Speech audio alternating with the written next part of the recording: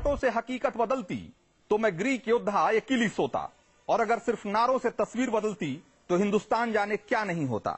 नमस्कार, मैं हूं रंजीत कुमार और ऑन द स्पॉट में आपका स्वागत है रुड़की के उन कारीगरों के बीच जो हॉलीवुड की फिल्मी फैंटेसीज को आकार देते हैं, जो उनके किरदारों को धार देते हैं। 300 से लेकर ग्लैडिएटर और जोधा अकबर जैसी तमाम फिल्मों के लिए अस्त्र वस्त्र और शस्त्र रुड़की की इन्हीं गलियों में बनते रहे हैं। लेकिन रुड़की की कहानी सिर्फ इसके हुनरमंद कारीगरों की कामयाबी की कहानी नहीं है, ये कहानी उन तमाम नारों की नाकामी की भी है जो हमारे हुक्मरानों ने वक्त वक्त पर लगाए और हमसे भी खूब लगवाए। डिजिटल इंडिया, स्किल इंडिया और मेक इन इंडिया से अब रुड़की को बहुत उम्मीदें हैं। बावजूद इसके कि इन नारों के पुराने वर्जन की हकीकत भी रुड़की खूब देख चुका है।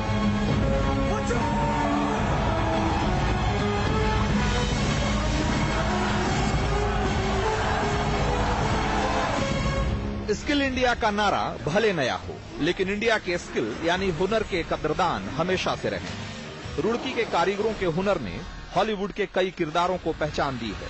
रोमन और ग्रीक योद्धाओं से लेकर मुगलिया सल्तनत के सैकड़ों किरदारों को रुपहले पर्दे पर सजाया है।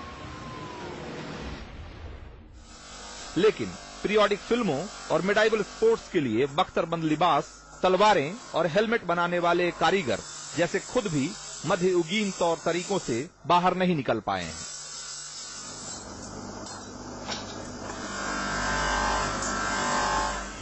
और यहाँ क्या हो रहा है भाई? क्या नाम है आपका? मेरा नाम मोहम्मद खालिद है। मोहम्मद खालिद जी। अरे क्या हो रहा है? पॉलिश हो रहा है? ये पॉलिश हो रहा है। अच्छा, ये मुखौटे पे हैं? ये अच्छा, क्या है? ये हेलमेट है। हेलमेट हो रहा। हाँ। अच्छा, हेलमेट पॉलिश हो रहा है। जी। अच्छा, ठीक बात है। ये है स्टील का ना? ये लोहे का है। हाँ। और ये स्टील जैसा चमक आएगी। अच्छा, है लोहे का है। चमक स्टील जैसी आएगी। स्टील जैसी चमक आएगी। अच्छा, ये पॉलिश हो रहा है। ये काली गुटाई की शान है। हाँ। ये उससे शान से गुटाई करते हैं। अच्छा, तो खाली इसमें काफी कालिक निकलती है इससे, नहीं? ये जंग वाला पीछे कालिक निकलती है। निकलती है। हाँ, यहाँ कालिक गिरती है नीचे। पूरा शरीर पे ऐसे है। हाँ, ये कपड़ों में जरा सा उड़ के जरा से धूल में आ जाती है। तो फिर जाकर घर में स्नान करते होंगे रात में? ना, हाँ, यहीं से नहा धो के तैयार हो जाते हैं। अच्छा, तो ये कालिक निकल जाती है आराम जी। से? है? कालिक निकल जाती है। कालिक निकल जाती है? और ये जो भीतर जा रही है कालिक, उसका क्या करते हैं? नहीं, भीतर नहीं जाती। हम गुड़ खाते हैं। हम शाम के टाइम। अच्छा, गुड़ खाते हैं? गुड़ खाते हैं। अच्छा, कितना गुड़ खाते हैं रोज?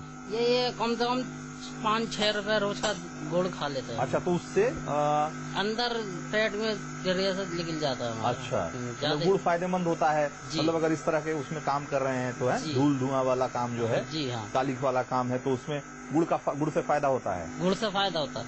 हाँ, ठीक है खालिद। तो रुड़की में बनने वाली इन चमकदार सजावटी चीजों और औजारों के पीछे बहुत सी कालिक छिपी है, और वो कालिक जो सीधे चेहरे पे लगती है, जिस्म पे लगती है, फेफड़े के भीतर जाती है। अब यहाँ ऑक्यूपेशनल हैजर्ड की बात भी क्या करें हम? ये एक ऐसा सवाल बनकर रह जाएगा जिसका जवाब यहाँ तो कम से कम नहीं मिलेगा। इसलिए इस सवाल को बचा लेते हैं, कहीं और किसी और से करेंगे। अब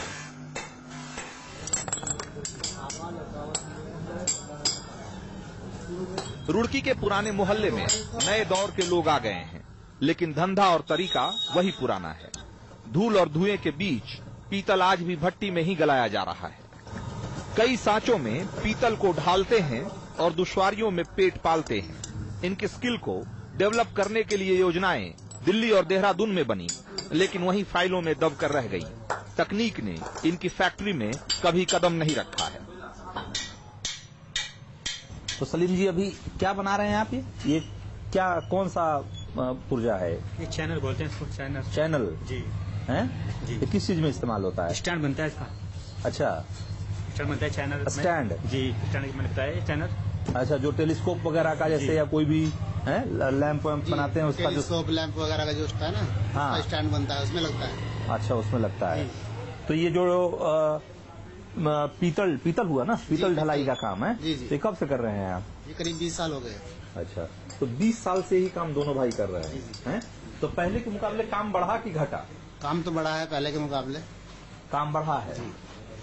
अब फायदा, मुनाफा? फायदा तो कम हुआ है, फायदा नहीं।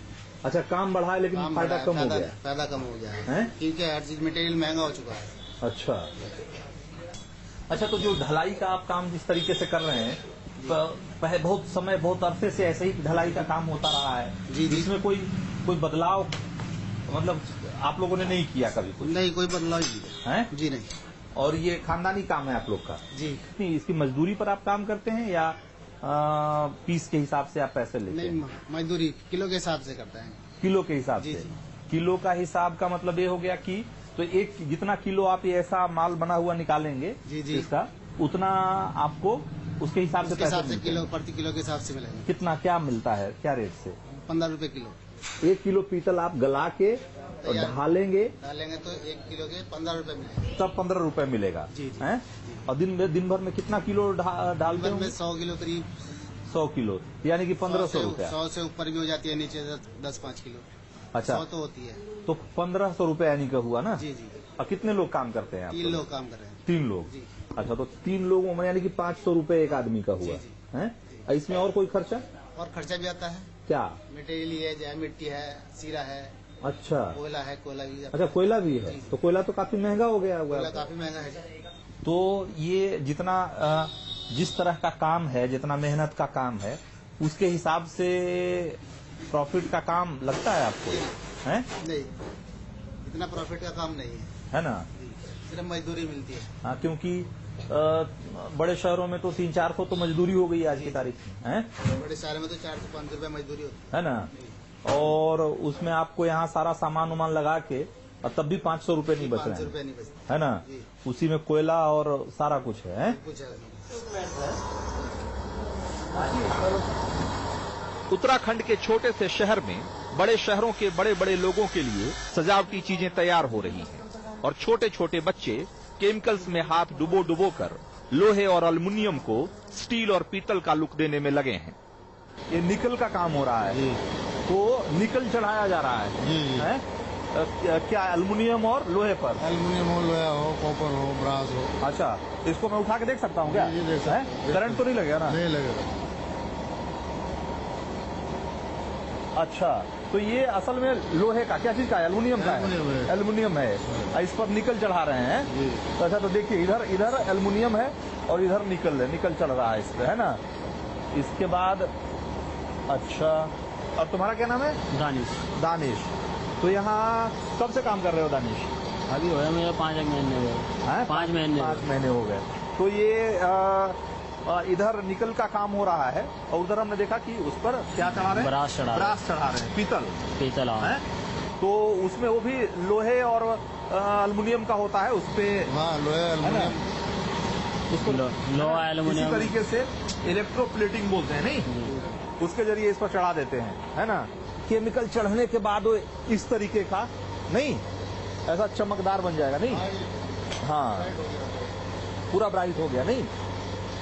अच्छा, तो एक केमिस्ट्री का एक सिंपल सा फॉर्मूला है इलेक्ट्रोप्लेटिंग का, जिसके तहत ये सारा काम हो रहा है और ये लोहा और एल्युमिनियम पे निकल चढ़ाया जा रहा है। काश नारे भी केमिस्ट्री के इस फॉर्मूले की तरह होते तो तस्वीर कुछ और होती, बात कुछ और होती। दानिश और सारिक जैसे लोग स्किल इंडिया का नारा लगाते और स्किल्ड दानिश, स्किल्ड सारिक हो जाते, लेकिन ऐसा नहीं है। और यही वजह है कि आज भी यहाँ बच्चे, आप ये कह सकते हैं कि यहाँ काम करने वाले बच्चे और लोग नंगे हाथों से केमिकल में लोहा और एल्युमिनियम डुबा कर काम कर रहे हैं। तो इस तरीके से कॉटेज इंडस्ट्री की हालत है यहाँ। गंगा को यूं ही जीवनदायिनी नहीं कहते हैं। रुड़की की औद्योगिक संस्कृति की जड़ों को भी गंगा ने ही सींचा है। 1840 में अंग्रेजों ने जब इस गंग नहर को बनाना शुरू किया तो वो अपने साथ कई तरह के मैपिंग और सर्वेइंग इंस्ट्रूमेंट लेकर आए थे, लेकिन बाद में इस तरह के इंस्ट्रूमेंट की और भी जरूरत पड़ने लगी। फिर पुराने उपकरणों को मरम्मत करने की भी जरूरत पड़ती थी। इसके लिए उन्होंने यहाँ के स्थानीय कारीगरों को ट्रेनिंग देना शुरू किया। इसी सिलसिले में पहले रुड़की कॉलेज की स्थापना हुई, जो आज IIT रुड़की है। यहाँ के कारीगरों ने उपकरणों को मरम्मत करते करते उसे बनाने का हुनर भी सीख लिया। सीख ही नहीं लिया बल्कि उसे इस तरीके से साध लिया कि उनके बनाए उपकरणों की मांग पूरी दुनिया में होने लगी। अंग्रेजों से सीखे हुनर के बल पर रुड़की के कारीगर एक अरसे तक मैपिंग, सर्वेइंग और मरीन इक्विपमेंट के बादशाह बने रहे। लेकिन वक्त एनालॉग से डिजिटल हो गया और रुड़की का वक्त भी बदल गया।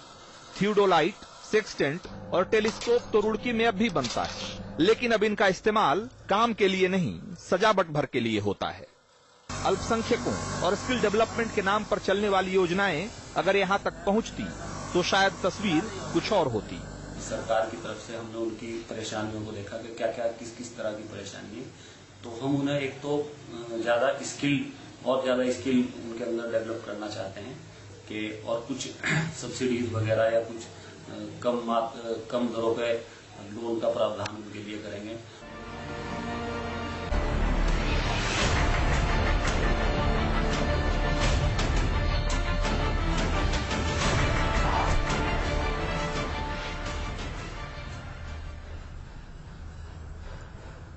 रुड़की की गलियों में जिन चीजों को हमने कालिख और केमिकल के बीच बनते हुए देखा था, वो यहां आकर एक चमकदार शक्ल अख्तियार कर लेती हैं। वैसे भी चीजों के बनने की जो शुरुआती प्रक्रिया है, उसका कालिख और कीचड़ के साथ रिश्ता होता ही है। हमारे साथ साजिद रसूल हैं और शहनवाज रसूल हैं। ये रुड़की के इस पुराने उद्योग के एकदम नए चेहरे हैं, क्योंकि रुड़की के में बैठकर और जो चीजें बनाते हैं साजिद, उसकी मांग पूरी दुनिया में है और इसकी पहचान है एक, और उसी पहचान का नतीजा है कि इनको मेक इन इंडिया का अवार्ड मिला लंदन में। जी जी जी है ना। तो लंदन में जो अवार्ड मिला आपको मेक इन इंडिया का, तो उसके पीछे यहाँ की सरकारों की तरफ से कोई सिफारिश या कुछ ऐसा किया गया देहरादून से, दिल्ली से? नहीं, कोई सिफारिश नहीं। इवन इन लोगों को तो पता भी नहीं है। तो अवार्ड मिलने के बाद इन लोगों को पता चला है, तो वो सिर्फ ब्रिटिश। अच्छा, जब वहां आपको अवार्ड मिला तब इनको पता लगा कि आपको ऐसा अवार्ड मिला है। तो आप ये समझिए कि दिल्ली से रुड़की मुझे लगता है कि 200 किलोमीटर और देहरादून 70 किलोमीटर। तो 70 किलोमीटर दूर देहरादून और 200 किलोमीटर दूर दिल्ली से रुड़की इतना दूर है कि यहाँ जो हो रहा है वो किसी को पता नहीं है।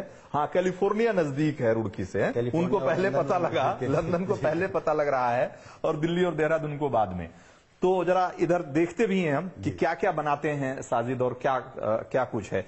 तो सबसे जो पहली चीज जो आप इनके म्यूजियम में आने के बाद जो चीज आपको खींचती है वो है ये मेडिवल कॉस्ट्यूम। हाँ, मेडिवल कॉस्ट्यूम्स।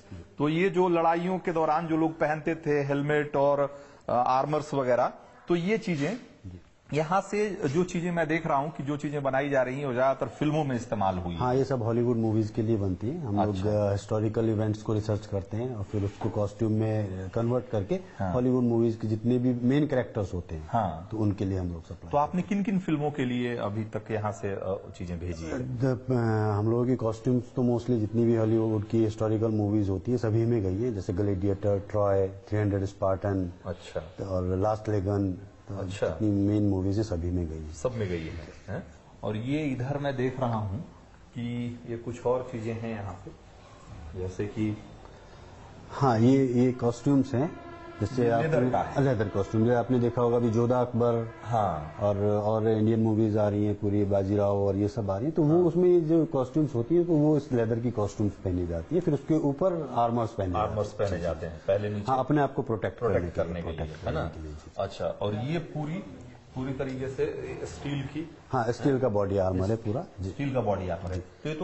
तो ये सिर्फ फिल्मी फंटेसी है? नहीं, ये हिस्टोरिकल है और अभी भी पहन के वहाँ पर मेडिवल थीम्स होके स्पोर्ट्स होते हैं। हम लोग क्रिकेट वगैरह खेलते हैं, वहाँ ये स्पोर्ट्स होते हैं। अच्छा, ये खेल का हिस्सा है? हाँ, खेल पहनकर लोग स्पोर्ट्स करते हैं। स्पोर्ट्स करते हैं।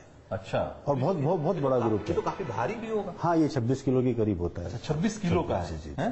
तो 26 किलो का पहन के और उसके बाद? हाँ, उसके बाद 10-12 किलो की शॉर्ट भी होती है। अच्छा, और उसको लेके 10-12 किलो की है। तो अच्छा, इतना तो यहाँ आदमी का वजन भी नहीं होता। तो अच्छा, इधर देखिए कुछ तलवारें रखी हुई है, जरा इनके बारे में भी हम बात करते हैं। तो ये तलवार भी बनाने का काम होता है? जी, ये सब तलवारें वगैरह काफी भारी है। तो हाँ, बहुत भारी होती है और सब फंक्शनल होती है, यूज करते हैं वो लोग आज भी। अच्छा, क्या इस्तेमाल है? अब तो तलवारों से लड़ाई नहीं होती। नहीं, मूवीज के बाद वो वहाँ पे स्पोर्ट्स होते हैं, तो जैसे मेडिवल टाइम्स स्पोर्ट, ये स्पोर्ट, तो इटली के अंदर ही करीब 52,000 ग्रुप्स हैं।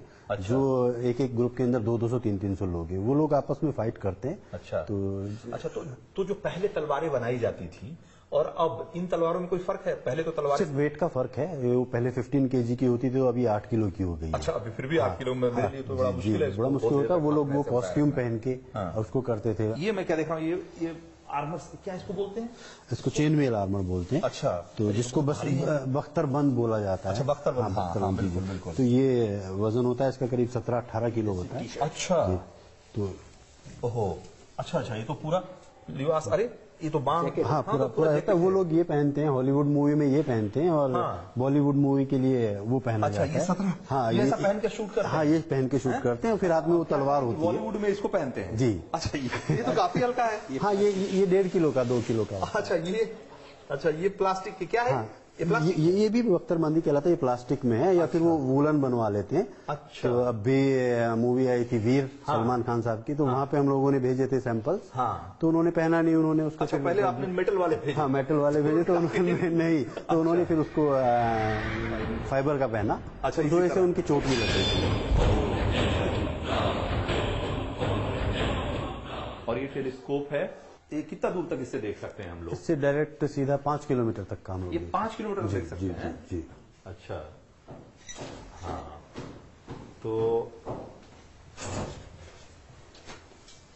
हाँ, इसको तो ये पहले एडजस्ट करना पड़ेगा, नहीं? जी, फोकस करना पड़ेगा। हाँ, डिस्टेंस के हिसाब से। हाँ, तो लेकिन आप ये इसको ऐसे समझिए कि ये टेलीस्कोप के जरिए ही रुड़की वालों ने एक दूरदृष्टि हासिल की थी, और जिसके बदौलत एक अरसे तक मैपिंग और सर्वेइंग और मरीन इंस्ट्रूमेंट बनाने में उन्होंने अपना दबदबा कायम रखा। लेकिन बदलते दौर के साथ, बदलते वक्त के साथ वो तालमेल नहीं बिठा सके। नतीजा आज ये है कि एक इंडस्ट्री जो कभी फंक्शनल इंस्ट्रूमेंट बनाती थी, वो आज ऑर्नामेंटल इंस्ट्रूमेंट बनाती है। जो एक वक्त में जरूरत की चीजें हुआ करती थी, आज सजावट की चीजें हो गई है। तो रुड़की की जो औद्योगिक तस्वीर है, उसके बदलाव की कहानी को अगर एक लाइन में आप कहना चाहें, तो आप यही कह सकते हैं कि रुड़की जो पहले फंक्शनल चीजें बनाया करता था, आज ऑर्नामेंटल चीजें बनाने लगा है। और ये भी कह सकते हैं कि अगर इनको बदलते वक्त के साथ तकनीक का सहारा मिला होता, तकनीक की ट्रेनिंग मिली होती, तो जो चीजें सिल्वर स्क्रीन पे चमक रही है, मुमकिन है कि वो सिलिकॉन वैली में भी चमकती। नहीं, ऐसा कह सकते हैं। तो ऑन द स्पॉट में आज इतना ही, लेकिन अगले हफ्ते मिलेंगे फिर किसी और स्पॉट पे। हमारे सहयोगी मनीष झा और नीतीश कुमार के साथ हमें दीजिए इजाजत।